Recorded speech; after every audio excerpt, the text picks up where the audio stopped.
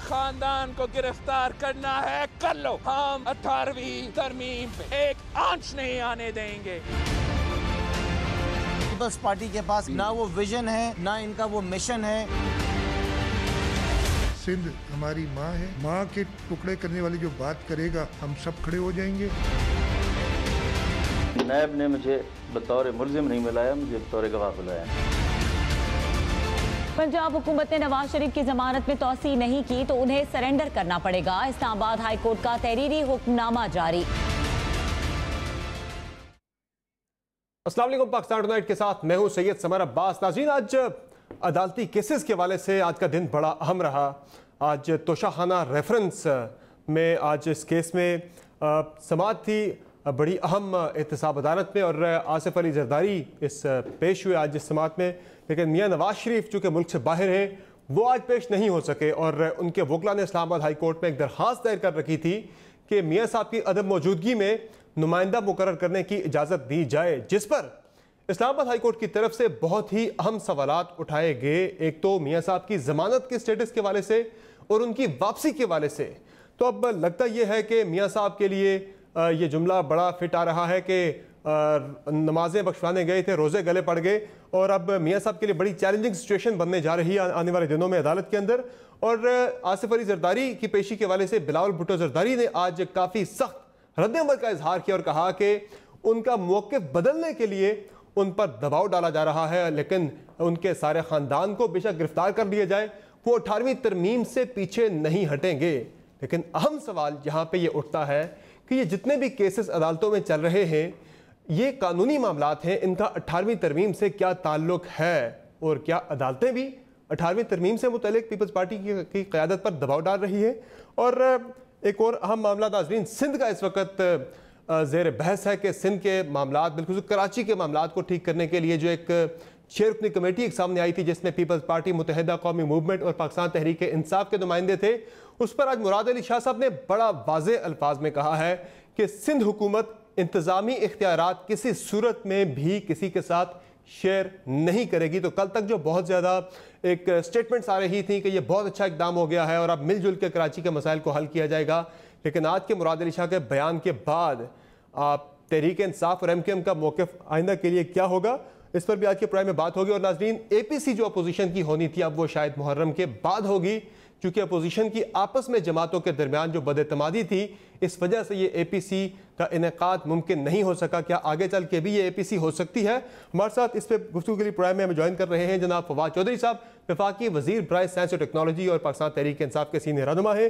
और प्रोग्राम में हमें ज्वाइन कर रहे हैं सईद गनी साहब, सूबाई वज़ीर तालीम हैं सिंध के और सीनियर रहनुमा है पाकिस्तान पीपल्स पार्टी के। आप दोनों मेहमानों का शुक्रिया, आपने प्रोग्राम में ज्वाइन किया। नाज़रीन, सबसे पहले बात कर लेते हैं, आज जो समाअत थी आसिफ अली जरदारी की तोशाखाना रेफरेंस में, जिसमें बिलावल भुट्टो जरदारी की तरफ से बहुत ज़्यादा सख्त रद्द-ए-अमल का इजहार किया गया। उन्होंने कहा कि ये सारा दबाव 18वीं तरमीम की वजह से डाला जा रहा है। क्या कहा बिलावल साहब ने, ज़रा सुन लेंगे। अगर आपने मेरा पूरा ख़ानदान को गिरफ्तार करना है कर लो।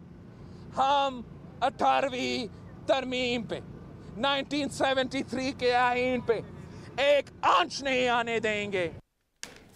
सईद गनी साहब, ये तो सीधे सीधा एक अदालती मामला है, केस है तोशाखाना रेफरेंस के। उन्होंने तोशाखाना से जरदारी साहब ने गाड़ी ली थी और इस गाड़ी की जो पेमेंट है वो एक जाली अकाउंट से हुई थी। इसका 18वीं तरमीम के साथ क्या ताल्लुक है? सर, मैं इतने सीधे तो आप भी नहीं हैं, माशाल्लाह आप समझदार आदमी हैं और हर चीज़ पे आपकी नज़र भी होती है। ये जितना भी इस वक्त एहतसाब के नाम पे हो रहा है, अगर तो ये फेयर होता तो फिर मैं समझता हूँ कि सबके साथ एक जैसा रवैया होता। सही। नैब का पीपल्स पार्टी के हवाले से जो रवैया है वो आपके सामने है, और PMLN के साथ भी जो अब हो गया है, हालांकि पहले PMLN के साथ भी शायद रवैया उनका बड़ा सॉफ्ट था, हम सिर्फ टारगेट पे थे, लेकिन अब इनके साथ है। जो PTI के हवाले से केसेस हैं उन पर तो कुछ भी नहीं हो रहा। अगर गुलजार साहब को बुलाया गया तो वो एक शराब का लाइसेंस देने के जुर्म में तो बुला लिया, लेकिन शुगर कमीशन की जो रिपोर्ट पड़ी है जिसका फॉरेंसिक हो गया है उसमें तो उनको नहीं बुलाया गया। पंजाब में 76% गंदम पैदा हुई है, गंदम पैदा होने के बाद फौरी तौर पे बहरान पैदा हो गया, उस पर तो नहीं बुलाया जा रहा कि ये कैसे पैदा हो गया, गंदम कहाँ चली गई। तो बहरहाल मैं समझता हूं कि जो बात चेयरमैन साहब कह रहे हैं वो बिल्कुल ठीक कह रहे हैं। पीपल्स पार्टी को दबाव में लाने की कोशिश की जा रही है, लीडरशिप को दबाव में लाने की कोशिश की जा रही है, ताकि जो बहरहाल ख्यालात है जिसका इजहार बारहा पीटीआई के रहनुमा करते रहते हैं 18वीं तरमीम के हवाले से, एनएफसी के हवाले से, वो आपके सामने कोई खुफिया चीज़ तो नहीं है वो। तो क्या अदालतों को भी 18वीं तरमीम से कोई मसला है जो जहाँ पे ये केसेस चल रहे हैं सारे? अदालतों में तो रेफरेंसेस नैब के जरिए भिजवाए जाते हैं। अदालत तो फिर सेकेंडरी चीज़ है। जो पहली प्राइमरीली जिसकी जिम्मेदारी बन गई है, जिसको इस्तेमाल किया जा रहा है, वो नैब है और नैब इस्तेमाल हो रही है। इस पर तो कोई दूसरी राय नहीं मेरा ख्याल। सही है। फवाद चौधरी साहब, आपको भी लगता है कि ये 18वीं तरमीम की वजह से ये सब कुछ हो रहा है जो पीपल्स पार्टी की क़यादत क्लेम कर रही है, जो बिलावल भुट्टो ज़रदारी ने भी आज बात की थी, या फिर मामला कोई और है? क्योंकि कई बिल हैं, कई ऐसी कानून साजी जो कि आपने पार्लियामेंट के अंदर की और ऐसे ऐसे कवानीन आपने पास करवाए कि जिन पे बड़ा सख्त मौक़िफ़ था पहले पीपल्स पार्टी और नून लीग का, बाद में वो मौक़िफ़ तब्दील हो गया। तो 18वीं तरमीम के लिए इतने जतन आपको क्यों करने पड़ रहे हैं? देखिए जी, पहली बात तो ये है कि जाहिर है कि 18वीं तरमीम का इस मामले से कोई ताल्लुक नहीं है और ये तो एक ऐसे ऐसे अजीबोगरीब बहाने जो है वो सामने आते हैं कि आदमी सर पकड़ के बैठ जाता है। बट एनीवे, इसमें सर पकड़ने वाली बात तो कोई नहीं है। इशू ये है कि जाहिर है कुछ ना कुछ बहाना तो आपने बनाना है ना कि हम पे केस है। केस क्या है? केस ये है कि सऊदी अरब से 3 गाड़ियां मिली, वो गाड़ियां नवाज शरीफ ने और जरदारी साहब ने उन्होंने अपने इस्तेमाल में रखी। और जरदारी साहब के ऊपर जो ज्यादा इंटरेस्टिंग इल्जाम है वो ये है कि उन्होंने जिस अकाउंट से पेमेंट की वो अकाउंट भी जो है वो जाली था और जाली अकाउंट से जो है वो पेमेंट की। पहली बात तो वैसे ही एक मैं समझता हूँ कि सरबराहान ममलिकत के लिए कि वो बाहर से गाड़ियां तोहफे में लें थोड़ा गैर मुनासिब है। और फिर उनको उनकी जो पेमेंट करनी है सरकार को वो भी आप जाली अकाउंट से कर दें। अब ये सारी चीजें हैं जो डॉक्यूमेंटेड हैं। 13 दफा इस केस में फर्द जुर्म के लिए उन्हें बुलाया गया, वो फर्द जुर्म जो है वो आयद नहीं हुई। देखिए, बात यह है कि नवाज शरीफ के ऊपर, जरदारी साहब के ऊपर जो सारे मुकदमात हैं उनमें एक मुकदमा भी झूठा नहीं, किसी को इसमें पाकिस्तान में शक नहीं। जो तमाम केसेस बने हुए हैं वो बिल्कुल सही बने हुए हैं और उनका इंजाम जो है वो लोग देखना चाहते हैं। मसला ये है कि जो एक रवायती किस्म की आके नैब के ऊपर क्रिटिसिज्म होता है कि देखिए ये कर दिया वो कर दिया। नैब आपने बनाया, नैब के चेयरमैन से लेके चपड़ासी तक आपका लगाया हुआ है। जो तमाम मुकदमात हैं ये आपके अपने अदवार के बने हुए हैं। इसकी इन्वेस्टिगेशन आपके अपने दौर में जो है वो मुकम्मल हुई है। लिहाजा पहली बात कि इन केसेस के ऊपर पीटीआई को या किसी और को ब्लेम करना तो बिल्कुल ही उसकी कोई तुक नहीं है। और अगर आप समझते हैं कि आपने उस वक्त गलत फैसले किए और वो जो नैब का इदारा गलत बनाया या अकाउंटेबिलिटी का सिस्टम गलत बनाया, तो जो मुक्का जंग के बाद याद आए वो तो अपने मुंह पे मारना चाहिए। वो तो मानते हैं कि ये गलती हमसे हुई है, हमें ऐसा नहीं करना चाहिए था, हमें कानून भी तब्दील कर लेना चाहिए था। चेयरमैन नैब के वाले से भी शायद हकान अब्बासी से कहते हैं कि हमसे गलती हुई है। लेकिन आज जो नैब इस वक्त परफॉर्म कर रहा है, जो काम कर रहा है, उस पर यह इल्जाम लगाती है मौजूदा जो अपोजिशन की जमातें हैं, पीपल्स पार्टी और नून लीग के, ये नैब चेयरमैन जो है वो खान साहब से इंस्ट्रक्शंस लेके उनके खिलाफ कार्रवाइयां कर रहे हैं, दबाने के लिए, इंतकाम लेने के लिए। पहली बात यह है कि नैब का चेयरमैन किसने लगाया? आंसर इज खान अब्बासी साहब ने। नैब के चेयरमैन का नाम किसने प्रपोज किया? आंसर इज खुर्शीद शाह साहब ने। नैब के प्रोसिक्यूटर जनरल किसने अपॉइंट किए? पीपल्स पार्टी ने। नैब के जो तमाम इन्वेस्टिगेशन सेटअप है किसने लगाया? पीपल्स पार्टी ने। अब सवाल ये है कि अगर वो तमाम लोग जो इन्होंने लगाए और वो ये समझते हैं कि अब वो तमाम लोग एक्चुअली पीटीआई के साथ मिल गए हैं, तो फिर पीटीआई के लोग जो हैं, अलीम खान को जेल क्यों जाना पड़ा, सब्तैन खान को जेल क्यों जाना पड़ा, उस्मान गुजार के रोज पेश हो रहे हैं, बाबर अवान जो है उनको रिजाइन क्यों करना पड़ा, और फिर जो बाकी केसेस हैं वो क्यों चल रहे हैं? देखिए, इसमें ये लोग इतने बेवकूफ नहीं है, लोगों को पता है कहाँ पे क्या हो रहा है। सिर्फ प्रॉब्लम ये है जिसके ऊपर मैं समझता हूँ कि एक बात जिसके ऊपर एक कंसेंसस है पाकिस्तान में, वो ये है कि ये देखिए, नैब का काम ये है कि ये जो केसेस चले हैं इनको अपने इंजाम तक पहुंचाए, इनको रास्ते में ना छोड़े। क्योंकि उससे क्या होता है, जब आप केस नए बनाना शुरू कर देते हैं, पिछले केस भूल जाते हैं, लोगों की एक जो कॉन्फिडेंस है इदारों पे वो नहीं खराब होना चाहिए। अच्छा, ये जो फवाद चौधरी साहब ये जो आप कह रहे हैं ना, ये बहानेबाजी है सब, तो ये बहाना किसी को बनाने का मौका दे ही ना। आज आप कह दें, ये काम आसान कर दें ना, आज आप कह दें कि हम 18वीं तरमीम में फिलवक्त कोई तरमीम करने का इरादा नहीं रखते, कल को ये बात आएगी नहीं? तो ये बात तो बहुत दफा हो चुकी है। नहीं, कई दफा बयानात आते हैं ना इस तरह के कि हम सोच रहे हैं, गौर कर रहे हैं, वो उससे फिर एक मौका मिलता है ना अगले को बात करें। आज आप क्लियरली कह दें, क्लियर वर्डेड में कि भाई हम नहीं छेड़ रहे, बस दैट्स इट। नहीं, कोई ऐसी उसमें बात नहीं है। 18वीं तरमीम का जो बुनियाद है, यानी जो डेवोल्यूशन हुई है सेंटर से प्रोविंसेस की तरफ, उसकी तो पीटीआई हमायती है।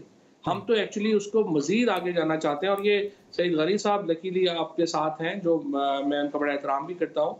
सईद गनी साहब से जो आपका सवाल ये बनता है कि एनएफसी अवार्ड के ऊपर तो सिंध गवर्नमेंट और बाकी पीपल्स पार्टी बड़ा गला फाड़ फाड़ के कहती है कि बहुत जरूरी है। प्रोविंशियल फाइनेंस कमीशन अवार्ड के ऊपर वो बात क्यों नहीं करते हैं? लोकल गवर्नमेंट सिस्टम जो आर्टिकल 140A जो आइन का हिस्सा है, उसमें जहां गारंटी किया गया है कि आप जो डेवोल्यूशन है वो सेंटर से प्रोविंस को होगी, उसी तरह से गारंटी किया गया है कि जो डेवोल्यूशन है वो प्रोविंस से डिस्ट्रिक्ट्स को होगी। तो सवाल ये है कि आधा आइन तो हमें पसंद है, जो हमारी मर्जी का है, दूसरा आधा हमें पसंद नहीं है। और इसमें मैं सिंध गवर्नमेंट को अकेले भी ब्लेम नहीं करूंगा, इसमें पीटीआई के जो प्रोविंशियल गवर्नमेंट्स हैं वो भी इम्प्लीमेंट नहीं कर रही हैं। लेकिन सवाल ये है कि जब पीपल्स पार्टी ये मुतालबा करती है कि आइन के ऊपर पूरा अमल दरामद होना चाहिए, फिर प्रोविंशियल फाइनेंस कमीशन अवार्ड भी आइन में शामिल है, उसकी भी बात कीजिए। ठीक है, यानी कोई बड़ी क्लैरिटी है कि 18वीं तरमीम के साथ नहीं चल रहे, बल्कि मजीद डेवोल्यूशन आप चाहते हैं। उसमें पंजाब में भी आपने जरा बलदियाती इलेक्शन कराने, सारा कुछ। सईद गनी साहब, ये क्लैरिटी आ गई है, वो कह रहे हैं हम तो छेड़ना ही नहीं चाह रहे, हम तो मजीद डेवोल्यूशन की बात कर रहे हैं, प्रोविंशियल फाइनेंस कमीशन की, वो कह रहे हैं उस तरफ हम जा रहे हैं। आप कह रहे हैं कि हम चीजें वापस मरकज को देना चाह रहे हैं। देखें, मैं इस पे आ जाता हूँ, लेकिन जो बात पहले वो कह रहे थे नैब के हवाले से, मैं जरा उस पर थोड़ी सी अर्ज कर दूँ। मैंने नहीं कहा था, चेयरमैन नैब का अपना एक इंटरव्यू आया था, जावेद चौधरी साहब को उन्होंने इंटरव्यू किया, वो आपके सामने है। जो कुछ उसमें उन्होंने फरमाया कि वफाकी वज़रा के खिलाफ, वफाकी हुकूमत के खिलाफ क्या क्या चीज़ें हैं और उनके ऊपर दबाव है कि वो कुछ ना करें, अगर वो करेंगे तो उनकी हुकूमत गिर जाएगी।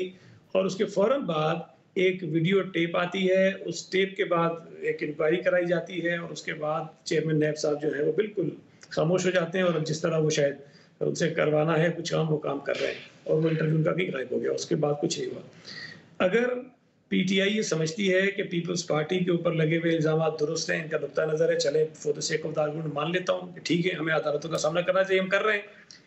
इनके ऊपर जो फॉरेन फंडिंग का केस है उससे ये क्यों भाग रहे हैं? अगर बिल्कुल ये ठीक है तो उससे खुद ये पता नहीं कितने साल हो गए केस ही नहीं चलने देते। कभी वकील बदलते हैं, कभी कुछ करते हैं, कभी इस्लामाबाद हाई कोर्ट जाते हैं, कभी सुप्रीम कोर्ट जाते हैं, कभी इलेक्शन कमीशन जाते हैं। चीनी में जब ये सारे क्राइसिस आए तो एक कमीशन बनाया गया। हमने उस वक्त भी कहा कि बाबा अपने इर्द गिर्द के लोग हैं, पकड़ो इनको, सारी चीजें हो जाएंगी। नहीं पकड़ा गया, रिपोर्ट आ गई, हमने कहा पकड़ेंगे, लेकिन अब फॉरेंसिक कराएंगे, फॉरेंसिक हो गई। मुझे बताइए कि उस चीनी के कमीशन की जो रिपोर्ट थी, जो फॉरेंसिक भी हो गई, उसके बाद किस किस को पकड़ा गया? जो सबसे ज्यादा मेजर कल्प्रिट समझे जाते थे उनको बाहर चले भेज दिया गया उन्होंने। गंदम का मैंने अभी आपसे तस्करा कर लिया। बीआरटी पेशावर पे स्टे लिया हुआ था इसलिए कि जी मुकम्मल नहीं, भैया मुकम्मल हो गई, स्टे वापस ले लो आप, सुप्रीम कोर्ट से पिटीशन रिव्यू अपनी वापस ले लो अपील, उसके बाद इसकी इंक्वायरी करा दे। उसमें खुद CMIT जो चीफ मिनिस्टर की इंस्पेक्शन टीम है KPK की, उसने कहा है कि 7 अरब रुपए की किक बैक इस पे ली गई है। मैंने तो नहीं कहा है, इनके अपने सीएम थे, उनकी अपनी CMIT ने कहा है। तो ये ऐसा नहीं है। मैं इसलिए तो कह रहा हूँ कि चेयरमैन नैब हो या नैब के कोई और DGs हो, उनकी आंखें बंद हैं उस तरफ जिस तरफ उनकी जाने चाहिए। अगर वो सबके साथ बराबर कर रहे होते, सबको इंक्वायरी से पहले गिरफ्तार कर रहे होते, जेलों में डाल रहे होते, जिस तरह खुर्शीशा को डाला है, तो शायद हम गिला भी ना करते। लेकिन जब ज्यादतियां होंगी, जब जो इख्तियारात हैं उसका सिलेक्टिव उसका इस्तेमाल होगा कि कहीं पे किसी तरह करना है, कहीं पे किसी तरह करना है, तो मैं समझता हूँ कि ये बातें बिल्कुल उठती हैं। मेरा सवाल तो ये है कि 18वीं तरमीम कहाँ से आ गई सारे मामले में? अभी तो मैं नैब की बात कर रहा था ना, तो ये दबाव डाला जा रहा है उसको इस्तेमाल करके ना नैब को। मेरे भाई ये बता रहा हूँ, ये तो आर्गुमेंट है मेरा कि अगर नैब सही काम कर रही होती तो PTI के, KPK के कई वज़रा, चीफ मिनिस्टर और कई लोग और इनके जो फॉरेन फंडिंग के अकाउंट्स के केस हैं उसमें इमरान खान साहब और उनके कई ओहदेदार सब जेलों में होते। वो तो सब बाहर फिर रहे हैं ना, तो कोई पूछ नहीं रहा उनसे। दूसरी जो आप ये बात कर रहे हैं आप TFC की, मैं बिल्कुल इनसे एग्री करता हूँ। प्रोविंशियल फाइनेंस कमीशन के लिए NQM करारदाद लेकर असेंबली के अंदर हमने अपोज नहीं किया, हमने सपोर्ट किया, उस करारदाद को अप्रूव होने दिया, मंजूर होने दिया और अंडरटेक किया कि हम इसको बनाएंगे। मैं आपको बताऊं कि सूबा सिंध के अंदर प्रोविंशियल फाइनेंस कमीशन कॉन्स्टिट्यूट हुआ है, लेकिन काम उसने नहीं किया। ये बात बिल्कुल मैं एग्री करता हूं, लेकिन उसको काम करना चाहिए और वो अवार्ड देने के लिए हम बिल्कुल उससे पीछे नहीं हटे। लेकिन जाहिर है कि हम नहीं कर रहे हैं, तो जिस तरह खुद कह रहे हैं कि केपी में भी नहीं हो रहा, पंजाब में भी नहीं हो रहा, बलूचिस्तान में भी नहीं हो रहा, तो उनको भी करना चाहिए। बहरहाल मुझे मेरे सवाल का जवाब अभी तक नहीं मिला सईद गनी साहब, इस सारे मामले का 18वीं तरमीम के साथ लिंक क्या है? जो बात बार बार की जाती है 18वीं तरमीम, जरदारी साहब ने फर्द जुर्म आयद होती है पिछले हफ्ते, वो भी यही बात करते हैं कि 18वीं तरमीम की वजह से मेरे खिलाफ ये सब कुछ हो रहा है। मैं सिर्फ ये जानना चाह रहा हूँ लिंक एस्टैब्लिश कर दें 18वीं तरमीम का क्या ताल्लुक है सारे मामले के साथ? मैंने तो साबित कर दिया, पता नहीं क्यों आप उसको नहीं समझ पा रहे हैं। देखिए फवाद चौधरी साहब ने तो बड़ी अच्छी बात कर दी कि हम तो फर्दर इसके अंदर एम्पावर करना चाहते हैं सूबों को भी, और सूबे पे नीचे डिवॉल्व करते हैं। बहुत अच्छी बात है, ये होना चाहिए, मैं भी इस बात का हामी हूँ। लेकिन इनके कई लोग इंक्लूडिंग प्राइम मिनिस्टर ये कई मर्तबा कह चुके हैं कि जो एनएफसी है उसके बाद हमारे पल्ले तो कुछ बचता नहीं है। वो शायद खान अब्बासी साहब भी कहा करते थे। लेकिन अगर एनएफसी के बाद जो है वो फेडरल गवर्नमेंट को कुछ नहीं बचता, तो ये फेलियर एफबीआर का है। फेलियर एफबीआर का, जो इमरान खान साहब खुद कहते हैं कि हम 8,000 अरब रुपए इकट्ठे कर सकते हैं और इनकी एफबीआर 4,000 अरब भी इकट्ठे नहीं कर सकती है। तो भाई आप 8,000 अरब इकट्ठे करो ना, आप मुश्किल तो वो जो इस पे बैरिस्टर सैफ साहब की जो आई थी सेनेट के अंदर, उस पे तो पीटीआई ने सपोर्ट किया था फवाद चौधरी साहब, इस एनएफसी के वाले से जो तरमीम वो लाना चाह रहे थे। नहीं देखिए, अब आप मिक्स कर रहे हैं। एनएफसी अवार्ड एक अलहदा बात है, 18वीं तरमीम अलहदा बात है। एनएफसी अवार्ड क्या है? एनएफसी अवार्ड ये है कि हर 10 साल बाद फेडरल गवर्नमेंट और प्रोविंशियल गवर्नमेंट्स बैठते हैं, वो अपने फॉर्मूले उसमें डिस्कशन करते हैं, और ये अभी अब ओपन हुआ हुआ है, इसके ऊपर डिस्कशन हो रही है। अब एनएफसी अवार्ड में क्या प्रॉब्लम है या क्या इश्यूज हैं या फेडरल गवर्नमेंट का क्या मौकफ है, और ये मौकफ जो है ये इससे पहले मिफ्ता इस्माइल और शाहिद खान अब्बासी साहब भी यही मौकफ ले चुके हैं। प्रॉब्लम क्या है? पाकिस्तान की टोटल इस वक्त जो टैक्स इनकम है वो है 6,000 अरब रुपया या 6 ट्रिलियन रुपया आप कह लीजिए। उनमें से जो आपका 2 ट्रिलियन है 6 में से, वो आपका चला जाता है कर्जों के सूद में। उसके बाद आपका तकरीबन 1500-1600 अरब रुपया जो है वो चला जाता है डिफेंस में, और उसके बाद बाकी सारा जो पैसा जब प्रोविंसेस को जाता है तो उसके बाद आपके पास जो फेडरल गवर्नमेंट है वो एक्चुअली -600 से अपना बजट शुरू करती है। ये फिजिबल नहीं है। अब हम क्या कह रहे हैं या फेडरल गवर्नमेंट क्या कह रही है, और ये इसमें ये भी कोई पीटीआई का प्रॉब्लम नहीं है। ये पंजाब की गवर्नमेंट है, सिंध की गवर्नमेंट है, केपी की गवर्नमेंट है, बलूचिस्तान गवर्नमेंट है, और जो कश्मीर और गिलगित बल्तिस्तान, इन सब ने मिलकर फैसला करना है। वो ये है कि देखिए जो 3 चीजें हैं वो तमाम प्रोविंसेस को पर पूरे मुल्क का बोझ उठाना चाहिए। फॉर एग्जाम्पल जो कर्जों का बोझ है 2,000 अरब रुपया जो हम वापस करते हैं, इसमें प्रोविंशियल गवर्नमेंट जो है उनको अपना शेयर डालना चाहिए। नंबर 2, जो मेगा हो रहे हैं उनमें तमाम जो है वो फेडरल गवर्नमेंट के साथ उसका शेयर डालें। और तीसरा ये है कि जो डिफेंस का बजट है वो भी पूरे पाकिस्तान का है, लिहाजा उसमें भी प्रोविंसेस को अपना शेयर डालना चाहिए, और ये एक शेयरिंग फार्मूला नया बनना चाहिए ताकि फेडरल गवर्नमेंट जो है वो कम अज कम अपने जो अखराजात है उसके ऊपर, तो अब तो देखिए ना बजट क्या है, सिवाय इसके कि आपने कर्जा कहाँ से कितना लेना है, ये तो इस वक्त फेडरल बजट है। तो इसके ऊपर ये जो एनएफसी अवार्ड डिस्कशन है, ये 18वीं तरमीम, तो 18वीं तरमीम क्या रेवोल्यूशन सेंटर से प्रोविंसेस में उसके ऊपर इतने बिल आपने पास कर लिए, इतनी कानून साजी हो गई, ऐसे ऐसे कानून पास हो गए कि जिस पे अपोजिशन नहीं मान रही थी, ये भी मामला बैठ के कर ले, इनके साथ बात हो जाएगी। ये दबाव जो वो कह रहे हैं हमारे पर डलवा रहे हैं आप, ये दबाव क्यों डल रहा है इतना ज्यादा? नहीं देखिए ना, ये तो वो तो पॉलिटिकल बात है ना, वो तो उन्होंने कुछ ना कुछ तो कहना ही है ना। आप जाके आप बिलावल साहब या जरदारी साहब क्या कहें कि हम पे जेन्युइन केस बना हुआ है और ये केस बिल्कुल सही है और हम एडमिट कर रहे हैं, हमें सजा दे रहे हैं, तो उन्होंने कुछ ना कुछ तो कहना है ना। उसको आप तो ऐसे ही उसको सीरियस ले गए। दूसरी बात ये है कि ये जो पीपल्स पार्टी सीरियस ले रही है उसे, और नहीं वो तो ऐसे ही है ना, आप ना सीरियस लें, पीपल्स पार्टी तो उसको जाहिर है सीरियस बना के वैसे फवाद चौधरी साहब माजी में कहते रहे कि आसिफ जरदारी पर कैसे झूठे हैं सारे। अच्छा, सिर्फ जो एनएफसी की जो आप बात करें ना, एनएफसी के ऊपर कमीशन बन चुके हैं, वो बातचीत वो अंडर द कॉन्स्टिट्यूशन होनी है और वो हो रही है, वो शुरू इंशाल्लाह हो जाएगी। उसमें आपको पता ही हफीज शेख साहब के ऊपर तनाज़ा था, वो हल हो गया और अब वो जो है वो आगे चल रहा है। ठीक है। अच्छा, इसमें अब जो करप्शन की बात होती है, केसेस तो बहुत सारी चीज़ें हैं नाज़रीन, लेकिन अभी यानी छोटी सी एक एग्जांपल इस्लामाबाद एयरपोर्ट की मैं आपको दूं। ये जो फुटेज इस्लामाबाद एयरपोर्ट की आ रही है, पिछले 2-3 दिन से आप देख रहे हैं कि ज़रा सी बारिश हुई और उसकी प्लास्टर ऑफ पेरिस उसका वो टूट के नीचे गिर रहा है और CIP लॉन्च जो है उसके अंदर पानी के पूरी नीचे आबशार हैं। आप ये फुटेज सामने देख भी रहे हैं कि किस तरह से क्या तबाही के मनाजिर हैं। ये एयरपोर्ट अभी पिछले साल ही 1.5 साल पहले ये ऑपरेशन हुआ था, 2 साल पहले 2018 में, और 2 साल के अंदर ये एयरपोर्ट की हालत होगी। 105 अरब इस पर लागत आई है, 68 अरब इसकी ओरिजिनल कॉस्ट से ज़्यादा खर्चा आया है। लेकिन हालत ये है, अब जाहिर है इस पर किसी ना किसी से तो सवाल होना है। अब पिछले 10 साल के दौरान जो हुकूमतें थी, पीपल्स पार्टी थी या नून लीग थी, जिनके अदवार में ये काम सारा हुआ एयरपोर्ट का, अब सवाल तो होना है फिर ये मामला किसी और के साथ जाके लिंक किया जाए, मेरे से मुनासिब नहीं होगा, इस पर जवाब देना चाहिए। सईद गनी साहब, अब ये तहकीकात नहीं होनी चाहिए सारे मामले की, ये एयरपोर्ट का क्या हाल हुआ है, क्या हशर हुआ इस्लामाबाद इंटरनेशनल एयरपोर्ट का कि थोड़ी सी बारिश हुई और तबाही मच गई वहां पे? नहीं समझ, इसमें तो कोई दूसरी राय नहीं है ना, बिल्कुल। हाँ। अगर एक प्रोजेक्ट इतना बड़ा बना है और उसके ऊपर इतना पैसा खर्च हुआ है और उसके 2 साल के बाद ये खामियां और खराबियां सामने आ रही हैं उसकी, तो इसकी बिल्कुल तहकीकात होनी चाहिए। जो जिम्मेदार लोग हैं उनके खिलाफ कार्रवाई होनी चाहिए। लेकिन मेरी मालूमात के मुताबिक शायद इसकी कोई तहकीकात हुई भी थी और गालिबन कोई रिपोर्ट FIA के पास मौजूद भी है, उस पर कार्रवाई करेंगे। फवाद चौधरी साहब, ये रिपोर्ट आएगी सामने, फिर शफाफियत लेके आएंगे या फिर अभी फिलहाल जोर जो है वो पीपल्स पार्टी नून लीग पर ज़्यादा रहेगा, क्योंकि ये प्रोजेक्ट भी उनके अदवार में कंप्लीट हुआ है? ये भी तो नून लीग का ही प्रोजेक्ट है। वो तो जाहिर है कि हमारे यहाँ जो कंस्ट्रक्शन के अंदर और जो इंफ्रास्ट्रक्चर के अंदर जिस किस्म के बड़े खांचे लगे हैं या जिस किस्म की बड़ी हुआ है, वो तो उसके ऊपर रिपोर्ट्स भी हैं। इसके ऊपर भी स्पेसिफिक इंक्वायरीज जो हैं वो हो चुकी हैं और वहाँ पे जो इसके ऊपर जो इल्ज़ामात हैं या जो बातें हैं जिनके ऊपर वो पहले ही सामने जो है वो आ चुका है और उसके ऊपर कार्रवाई जो है वो हुई भी है, पहले भी हुई थी। आते ही जो है वो उसके ऊपर जो गुफ्तगू है वो हुई थी और जो गलतियां थी उनकी निशानदेही जो है वो हो चुकी है। लेकिन जिस तरीके से आपकी जो बात है या जो बाकी इश्यूज है ना, असल बात यह है कि जो हमारे यहाँ इदारों के साथ प्रॉब्लम ये आ रही है कि ये आप चीजें शुरू करते हैं, दरमियान में चीजें जो है वो पता नहीं चलता किधर चली गई।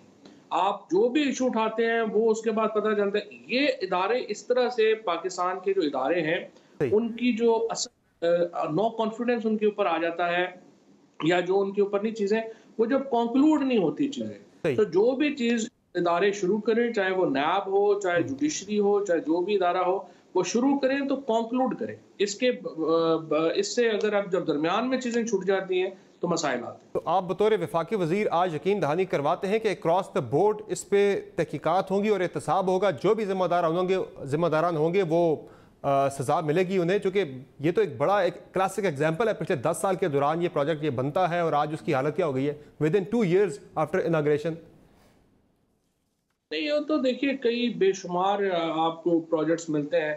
अभी मुझे अगर आप किसी वक्त अहमद यार हिराज साहब के साथ बैठे जो हमारे प्राइम मिनिस्टर इंस्पेक्शन कमीशन, तो उन्होंने जो एक PSDP की स्पेंडिंग के ऊपर एक पूरी रिपोर्ट लिखी है। आई वुड इनकरेज यू कि आप उनसे वो रिपोर्ट डिस्कस करें और वो आप देखें और आप सर पकड़ के बैठ जाएंगे कि PSDP कैसे खर्च होता है। हमारे यहाँ खुद अभी भी यही चल रहा है। अभी देखिए मेरे अपने जेलम में हमारे 2 स्टेडियम्स हैं, पानी की स्कीमें, उनके ऊपर 80% रुपया खर्च हो गया।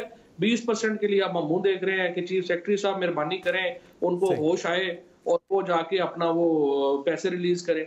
तो इस तरीके से तो पाकिस्तान में जो है वो अनफॉर्चुनेट है कि काम चल रहा है, आप देखते हैं। ठीक है। अच्छा फवाद चौधरी साहब, एक और मामला है वो आपके दिल के बड़ा करीब है, वो है मियां नवाज शरीफ साहब वाला। आज उनकी भी पेशी थी इसी ये जो केस की हम पहले बात कर रहे थे तोशाखाना रेफरेंस में, और मियां साहब के वकला की तरफ से इस्लामाबाद हाई कोर्ट से रुजू किया गया कि मियां साहब चूँकि मौजूद नहीं है मुल्क के अंदर तो उनका नुमाइंदा कोई मुकर्रर करने की इजाज़त दी जाए एहतसाब अदालत में। और पहले ही उन्हें इश्तिहारी करार देने का प्रोसेस शुरू हो चुका था। उस पर मियां साहब के वकला ने अप्रोच किया अदालत को कि फ़िलहाल ये प्रोसेस रोका जाए, वो 25 तक रोक किया है। लेकिन इस्लामाबाद हाई कोर्ट में जब ये मामला गया तो जिस तरह मैंने पहले बात की थी कि गए तो थे नमाजें बख्शवाने, रोज़े उल्टा गले पड़ गए, उस पर मियां साहब से उनके वकला से बड़े सख्त सवालात हुए। और आज chief justice Islamabad high court justice Athar Minallah साहब ने रिमार्क्स में और अपने ऑर्डर में कहा कि 8 हफ्ते की ज़मानत का क्या स्टेटस है, जो मियां साहब को दी थी आज उसका क्या स्टेटस है।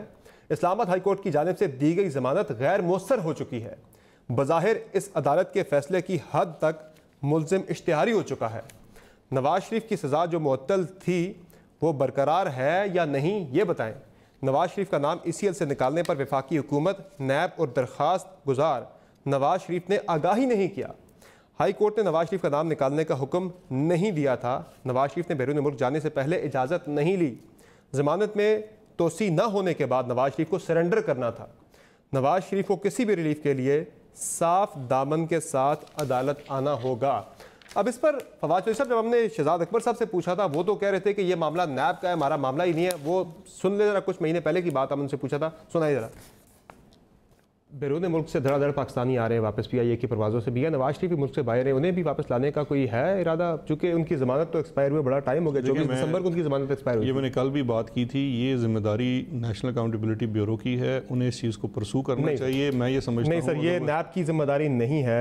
जब उनकी ज़मानत 8 हफ्ते की एक्सपायर हुई थी 24 दिसंबर को, तो पंजाब हुकूमत ने उन्हें दोबारा से ज़मानत एक्सटेंड करनी थी। उन्होंने 25 फरवरी को जाके फैसला किया ज़मानत एक्सटेंड नहीं कर रहे, ज़मानत उनकी मनसूख कर दी पंजाब हुकूमत ने। फिर उन्होंने वफाकी हुकूमत को मुरासला लिखा था, आज 65 दिन हो गए वो मुरासला लिखे हुए। फैसला आपने करना है, वफाकी हुकूमत ने करना था। फवाद चौधरी साहब, आप सवाल उठाते हैं बहुत ज़्यादा मियाँ साहब की मेडिकल रिपोर्ट्स पे कि उसने कोई वो हेरा फेरी करके बाहर चले गया, वापस आने में क्या मरमाने हैं? यहाँ तो कोई हेरा फेरी नहीं है, ये तो सोलली वफाकी हुकूमत का इख्तियार है कि आप बाहर लिखें, कोई प्रोसीजर स्टार्ट करें। आज अदालत ने भी वफाकी हुकूमत के किरदार पर सवाल उठाया है। नहीं, पहली बात तो मैं आपको ये बताऊं कि इसका जो ये नवाज शरीफ साहब जब बाहर गए थे तो ये हाईकोर्ट में एक गारंटी दे करके गए थे। शहबाज शरीफ साहब का एक एफिडेविट था कि मैं उनको जिम्मेदार हूं वापस लाने का। उसके बाद जब उन्होंने एक्सटेंशन की एप्लीकेशन दी लाहौर हाई कोर्ट में, लाहौर हाई कोर्ट ने उनसे मेडिकल रिपोर्ट्स तलब की।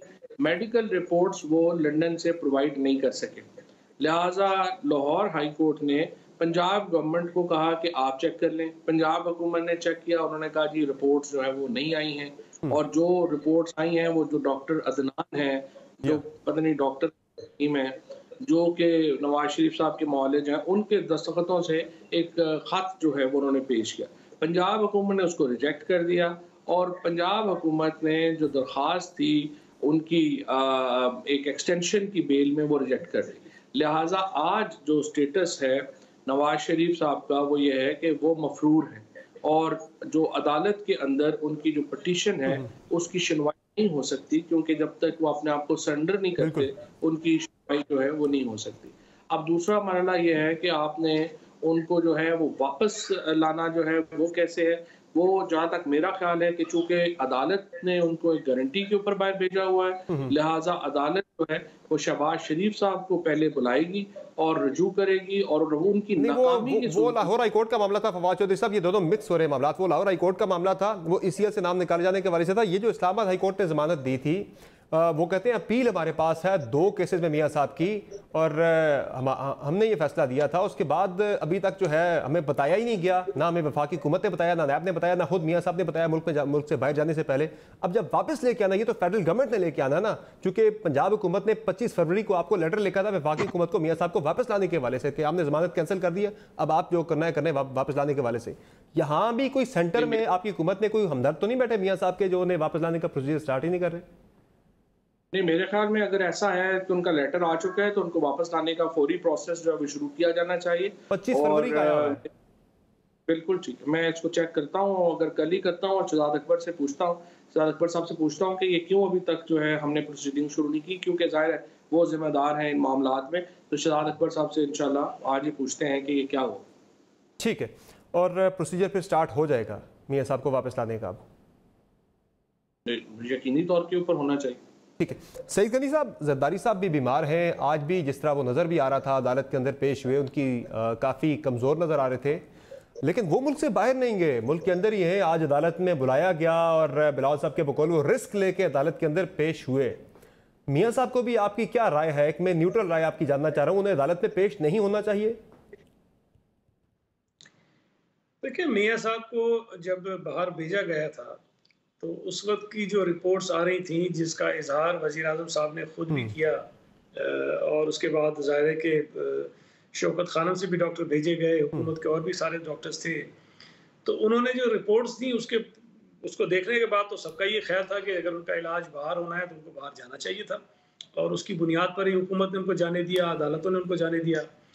इस वक्त मुझे नहीं पता उनकी सेहत की क्या सूरत हाल है, लेकिन अगर उनकी सेहत ठीक है और उस काबिल हैं कि वो ट्रेवल कर सकते हैं, पाकिस्तान में आ सकते हैं, तो फिर मेरा ख्याल है कि उनको ज़रूर आना चाहिए और यहाँ रहकर अपने मुकदमात को और अदालतों को फेस करना चाहिए। आसिफ अली जरदारी साहब ने बहुत पहले ही कहा था, और जब ये मियाँ नवाज शरीफ साहब के बाहर जाने का हो भी रहा था तब ये मीडिया पे ज़रूर बहस चली थी कि शायद आसिफ अली जरदारी साहब भी बाहर चले जाएँ। उस वक्त हमने बिल्कुल वजाहत से ये कहा था कि आसिफ अली जरदारी साहब मुल्क से बाहर नहीं जाएंगे, वो मुल्क में ही रहेंगे और यहाँ अदालतों में जो भी केसेस है उसका सामना भी करेंगे और अपना इलाज भी यहीं करवाएंगे। ठीक है, चले इसी के साथ प्रोग्राम में एक ब्रेक लेते हैं। ब्रेक से वापस आएंगे तो जो कराची के अंदर मामला चल रहे हैं, कराची की बेहतरी के लिए, कराची की तरक्की के लिए, उस पर जो कमेटी एक बनी थी और पीपल्स पार्टी नून लीग और तहरीक इंसाफ का आपस में एक हुआ था कि एक पेज पे आ गई थी। अब मुराद अली शाह साहब ने आज उस पर कुछ क्वेश्चंस उठाए हैं। वो कह रहे हैं तरीकाकार ऐसे नहीं है जिस तरह से पोर्ट्रेट किया जा रहा है, बात कुछ और है। ब्रेक के बाद डिस्कस करेंगे, हमारे साथ रहिएगा।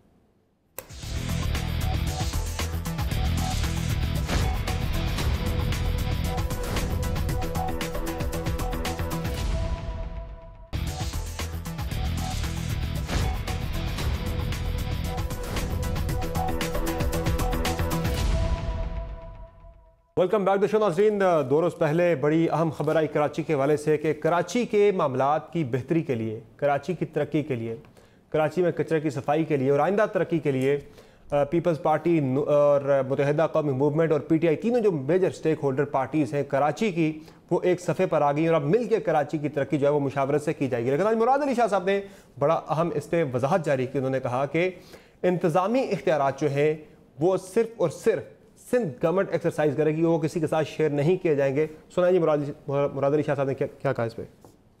कमेटी को मैं क्लियरली बता दूं कि कोई एडमिनिस्ट्रेटिव, फाइनेंशियल या के अप्रूवल अथॉरिटी है, वो कोई चीज़ ऐसी नहीं है। एक फैसिलिटेशन बॉडी बन सकती है। फवाद चौधरी साहब, ये तो पहले गवर्नर राज की बातें हो रही थी कि सिंध गवर्नमेंट जो है वो बड़ी इनकम्पिटेंट है, वहाँ पे काम नहीं कर पाती। फिर मुख्तलिफ आइनी और कानूनी ऑप्शंस की बातें भी हम सुनते रहे। अब भी मुराद अली शाह साहब कह रहे हैं कि जो भी करना है वो सिंध हुकूमत ने ही करना है, किसी किस्म के फाइनेंशियल या एडमिनिस्ट्रेटिव जो है मामलात वो सिंध गवर्नमेंट किसी के साथ शेयर नहीं करेगी, वो उन्हीं के पास रहेंगे, आपसे सिर्फ मशवरा लिया जा सकता है। तो फिर चेंज क्या है सारे सिनेरियो में पहले और बाद के कमेटी बनने के?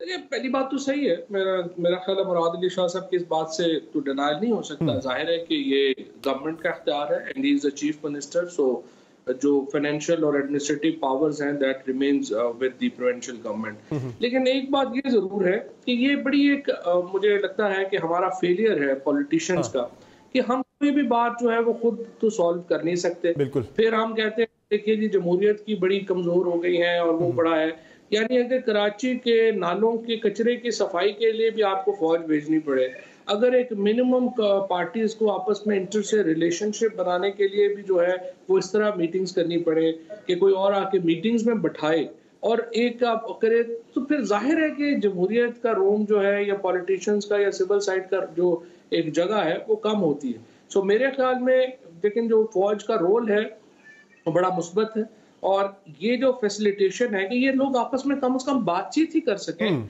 ये इट्स बड़ी एक आई वुड से कि एक कामयाबी है।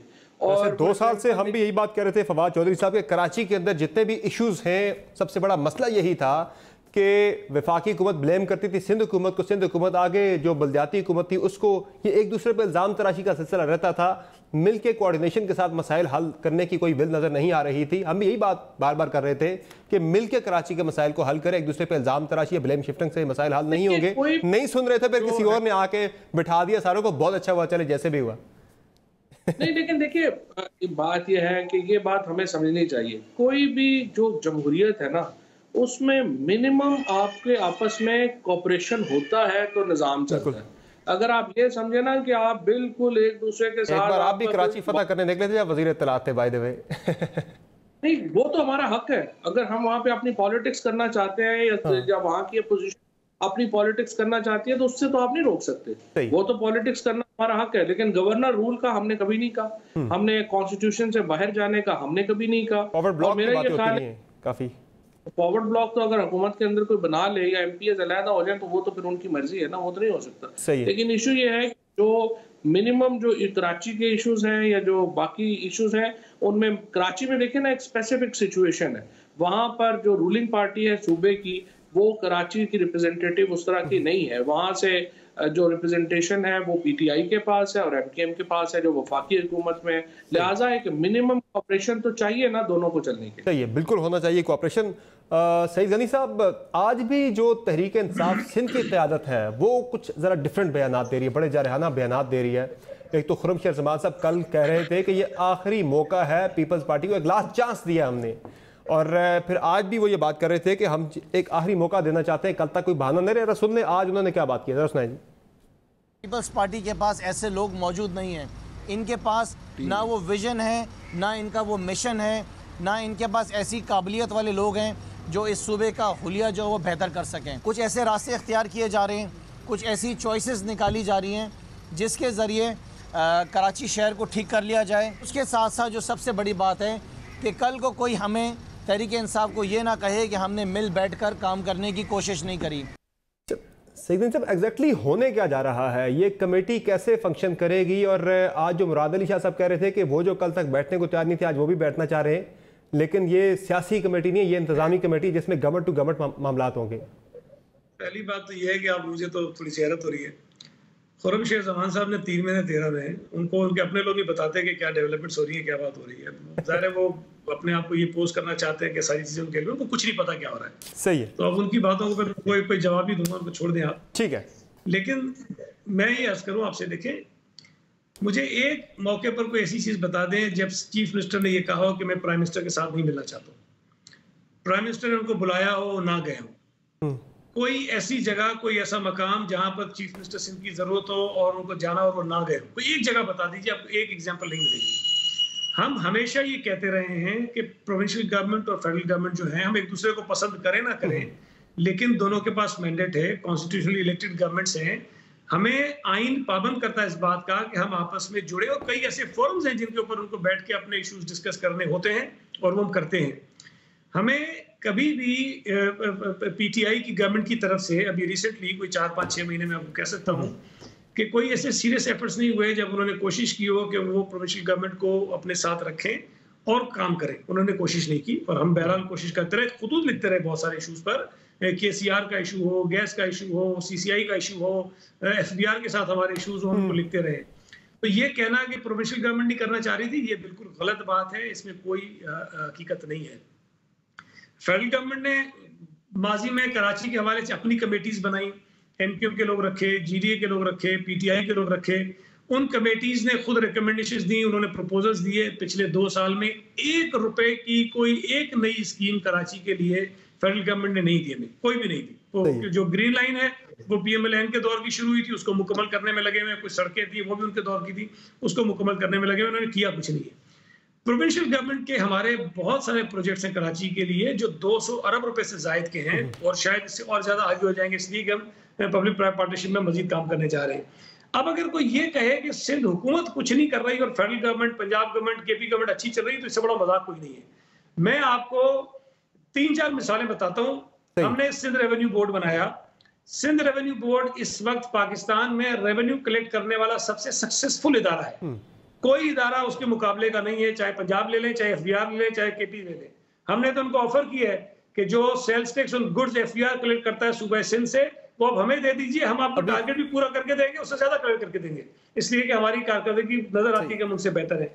हमने पाकिस्तान का सबसे बड़ा पब्लिक प्राइवेट पार्टनरशिप का काम हमने किया है। का प्रोजेक्ट उठा के मेरा सवाल आपसे ये जो कराची के मामला के वाले से जो कमेटी है प्रपोज, ये कमेटी कैसे फंक्शन करेगी, काम क्या होगा इसका, और ये मैंडेट क्या है इसका कि किन शोबाजात के अंदर ये कमेटी जो है ना, ये एक तो देखें, मैं अर्ज करूं, आज सीएम साहब ने भी कहा अभी तक ये कमेटी बनी नहीं है। एक तजवीज है कि कमेटी होनी चाहिए between provincial government and federal government. तो एमक्यूएम का जो नाम चल रहा था कि वो भी कमेटी, एक कमेटी के नाम चल रहे थे 6 रुकनी कमेटी के, जिसमें मुराद अली शाह साहब, असद उमर साहब हो गए, आप हो गए, नासिर शाह साहब हो गए, और अमीन भाई हो गए एमक्यूएम वाले।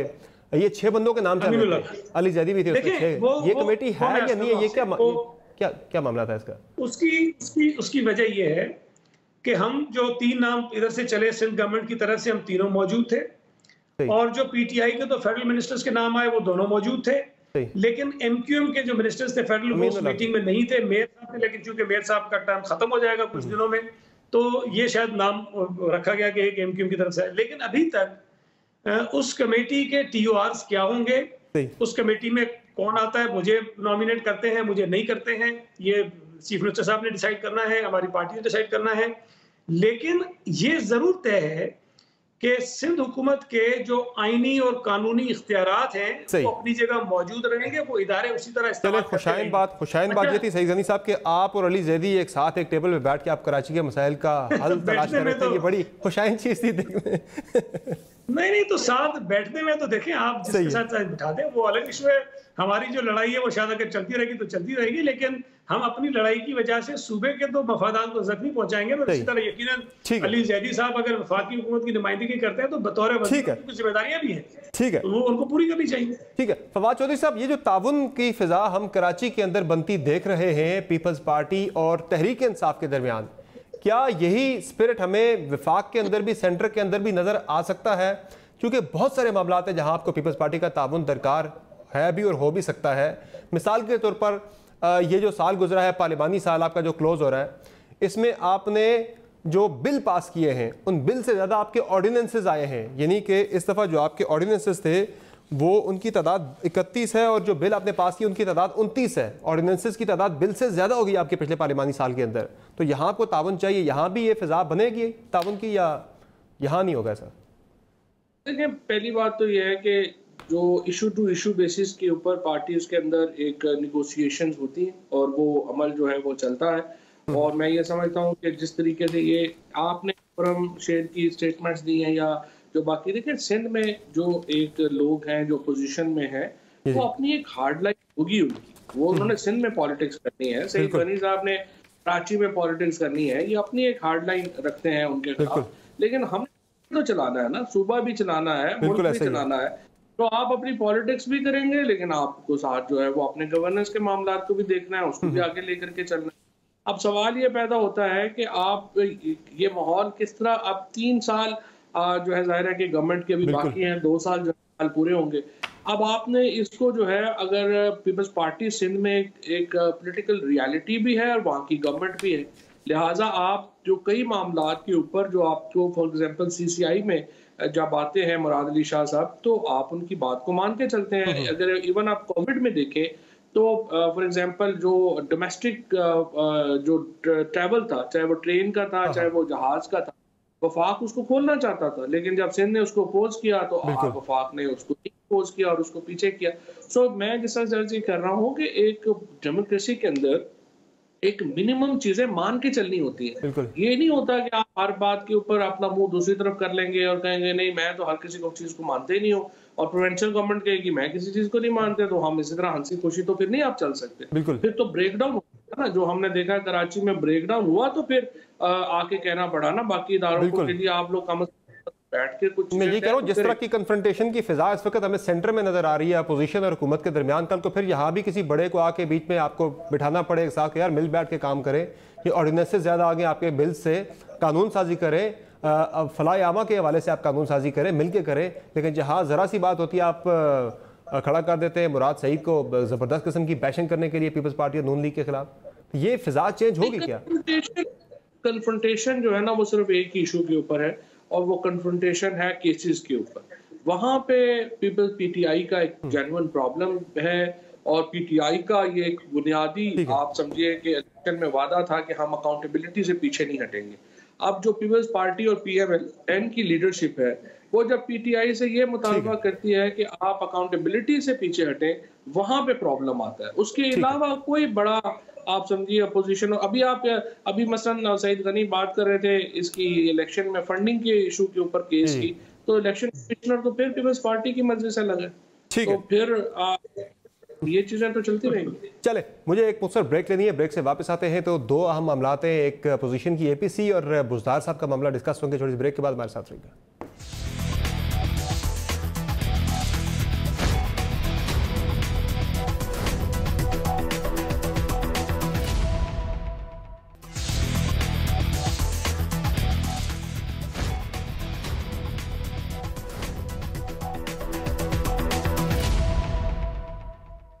पाकिस्तान टुनाइट में फिर से आपको खुशामदीद कहेंगे। फवाद चौधरी साहब और सईद गनी साहब हमारे साथ प्राइम में मौजूद हैं नाज़रीन। और अब बात कर लेते हैं अपोजिशन की APC की। इस पे मौलाना फजल रहमान जो कि पीपल्स पार्टी नून लीग को करीब लाए थे, अब वो खुद दोनों जमातों से नाराज़ हैं।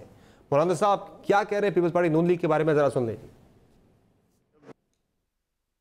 जब भी इस गवर्नमेंट को किसी मसले पे वोट की ज़रूरत पड़ती है तो हमारी बड़ी पार्टियां जब उनको उन हालात में वोट देती हैं हमारी नज़र में मुतसादिम हो जाती है। अगर हमारे कौल और फेल में तजाद हो फिर आम आदमी का वो एतमाद हम हासिल नहीं कर सकते जो होना चाहिए। अपोजिशन की बड़ी जमातों के किरदार पर हमारे तहफ़्फ़ुज़ात हैं, वो दूर होंगे फिर APC भी हो सकेगी। अपोजिशन पर इस हद तक जिम्मेदारी ज़रूर है कि वो आज तक अपनी यकसुई का मुजाहरा नहीं कर सकी जिसका फ़ायदा वो उठा रहे। बार बार इस किस्म की सूरत हाल के हम हुकूमत को सहूलत भी मुहैया करें और हम अपोजिशन भी रहें, ये दोनों चीज़ें इकट्ठे नहीं चल सकती।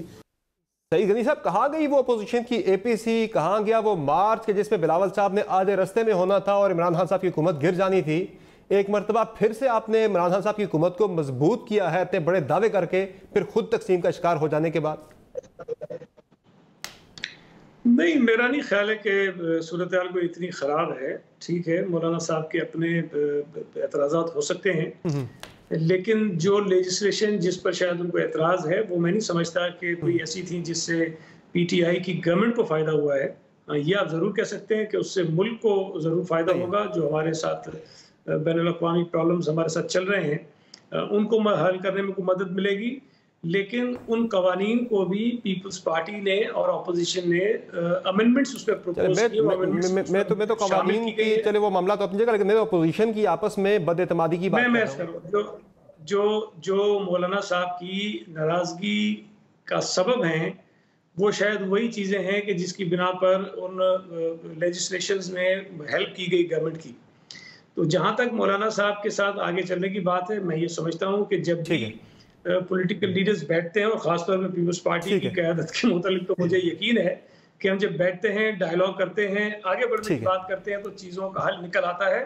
और मौलाना साहब के साथ भी जब मुलाकातें होंगी तो मसाइल बेहतरीन। ठीक है, तो फवाद चौधरी साहब, ये APC तो तकरीबन टाली गई है और मेरी राय तो ये है कि अपोजिशन ने फिर आपको मजीद मजबूत किया है एक और मुकाम पे। ये 9वां मौका था कि जब इकट्ठे हुए, बड़े बड़े दावे हुए और फिर हुआ कुछ भी नहीं है।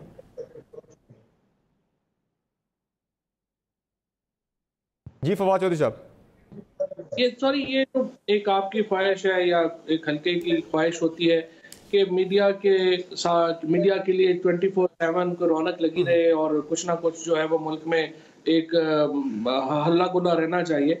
इसका काफ़ी नुकसान होता है मुल्क को। फ्रेंकली जो अगर अपोजिशन में आप 2 साल भी अगर आपको पूरे नहीं हुए हैं तो अपोजिशन क्यों एहतजाज करे, या अपोजिशन क्यों सड़कों के ऊपर हो, या क्यों गवर्नमेंट और अपोजिशन अपने मामलात को मिलजुल के या एक मिनिमम जो है वो पॉइंट्स के ऊपर क्यों रिजॉल्व ना करें।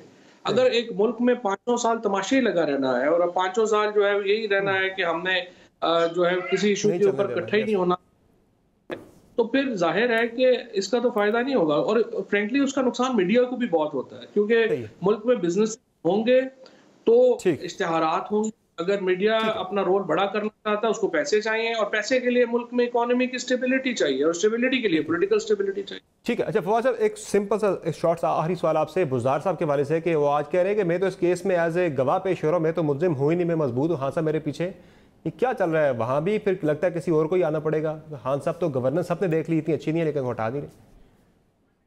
देखिए, मुझे ये जो बुज़दार साहब के ऊपर केस है ये मेरी वैसे समझ से बाहर है। ये कहना कि चीफ मिनिस्टर ने क्यों किसी को शराब का लाइसेंस दे दिया या वो होटल 5 स्टार होटल को उन्होंने क्यों दे दिया, ये थोड़ा सारा मेरे ख्याल में इससे चीफ मिनिस्टर का ऑफिस ह्यूमिलेट हुआ है। इससे आपके जो पॉलिटिकल ऑफिसेज हैं उनकी उनकी एक इम्पोर्टेंस है और पॉलिटिकल ऑफिसेज जो हैं उनकी रिस्पेक्ट जो है वो रखनी चाहिए। तो चाहे वो चीफ मिनिस्टर कुछ कह रहे हैं, आप क्विकली ऐड कीजिएगा, मेरे पास 30 सेकंड रह गए। नहीं, मैं इत्तेफाक करता हूँ जो फवाद चौधरी साहब कह रहे हैं। जिस केस में उनको बुलाया गया है वो इंतहाई बोंडी बात है। मैं नहीं समझता कि वो उस पर कोई चीज होनी चाहिए, लेकिन अगर कोई केस बनता है तो वो जो शुगर वाला है वो बनता है। ठीक है, शुगर वाला केस है वो बनता है और अपोजिशन का ये मुतालबा है कि बड़े केसेस उठाए जाने चाहिए। बहुत शुक्रिया आप दोनों का, फवाद चौधरी साहब और सईद गनी साहब, आपने प्रोग्राम में ज्वाइन किया।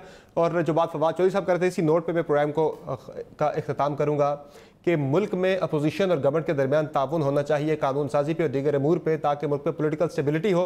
पॉलिटिकल स्टेबिलिटी क्योंकि बहुत ज़रूरी है इकनॉमिक स्टेबिलिटी के लिए। आज की शो में तो इजाज़त दीजिए, अल्लाह हाफ़िज़।